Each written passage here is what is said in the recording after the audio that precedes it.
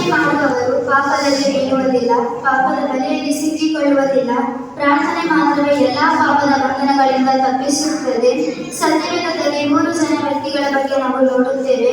ಅವರು ಸಿಂಹಗಳ ಜೊತೆ ಜೀವಿಸಿದರು, ಸಿಂಹಗಳ ಜೊತೆ ಹೋರಾಡಿ ಜಯಿಸಿದರು. 1ನೇ ವ್ಯಕ್ತಿ ಸಂಸೋನನು.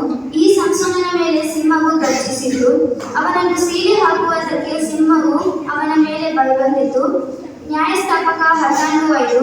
ಸಿಂಹವು ಸಂಸೋನನ ಮೇಲೆ ಗರ್ಜಿಸುತ್ತಾ ಬಂದಾಗ ಆಗ ಅವನ ಕೈಯಲ್ಲಿ ಏನೂ ಇರಲಿಲ್ಲ. ದೇವರ ಆತ್ಮ ಅವನನ್ನು ಆವರಿಸಿಕೊಂಡಿತು.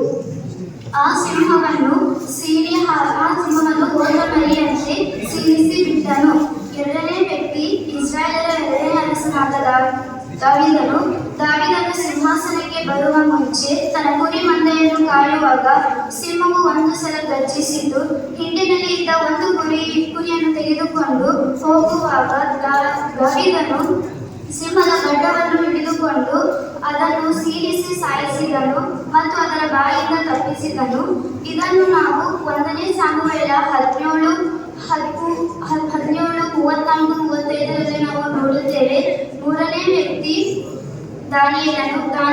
ಅನ್ಯ ದೇಶದಲ್ಲಿ ಇದ್ದರು, ಅನ್ಯ ಜನಾಂಗದಲ್ಲಿ ವಾಸಿಸುತ್ತಿದ್ದರು. ದೇವರ ವಿಷಯದಲ್ಲಿ ಆತನು ನಂಬಿಗಸ್ತನಾಗಿದ್ದನು ಮತ್ತು ಪ್ರಾರ್ಥನಾ ವೀರನಾಗಿದ್ದನು. ದಾನಿಯೇಲನು ಏನು ತಪ್ಪು ಮಾಡದಿದ್ದರು. ಆತನ ಮೇಲೆ ತಪ್ಪು ಹೊರಿಸಿ ಆತನನ್ನು ಸಿಂಹದ ಗುಹೆಯಲ್ಲಿ ಹಾಕಿದರು. ದಾನಿಯೇಲನು ಒಳ್ಳೆಯ ಪ್ರಾರ್ಥನಾ ವೀರನಾಗಿದ್ದರಿಂದ ಸಿಂಹವು ಆತನ ಮುಂದೆ ಮೊಣಕಾಲೂರಿದವು ಮತ್ತು ಆತನನ್ನು ಏನು ಮಾಡಲಿಲ್ಲ.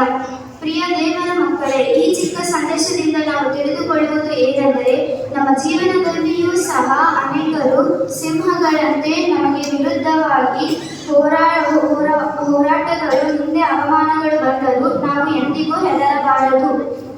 ದೇವರ ಬಲದಿಂದ, ದೇವರ ಅಭಿಷೇಕದಿಂದ ಅವುಗಳನ್ನು ಎದುರಿಸಿ ಮೊಣಕಾಲೂರಿ ಪ್ರಾರ್ಥನೆ ಮಾಡುವುದಾದರೆ ಯಹೂದ ಕುಲದ ಸಿಂಹವಾಗಿರುವ ನಮ್ಮ ಕರ್ತನಾದ ಯೇಸು ಕ್ರಿಸ್ತ ನಮ್ಮ ಎಲ್ಲ ಸಮಸ್ಯೆಗಳಿಂದ ಇರುವ ಶತ್ರುಗಳಿಂದ ನಮ್ಮನ್ನು ತಪ್ಪಿಸಿ ಆತನು ನಮಗಾಗಿ ಹೋರಾಡಿ ಜಯವನ್ನು ನೀಡುವನು. ದೇವರು ಈ ಸಂದೇಶವನ್ನು ಆಶೀರ್ವದಿಸಲಿ. ಕರ್ತನಿಗೆ ಸ್ತೋತ್ರ.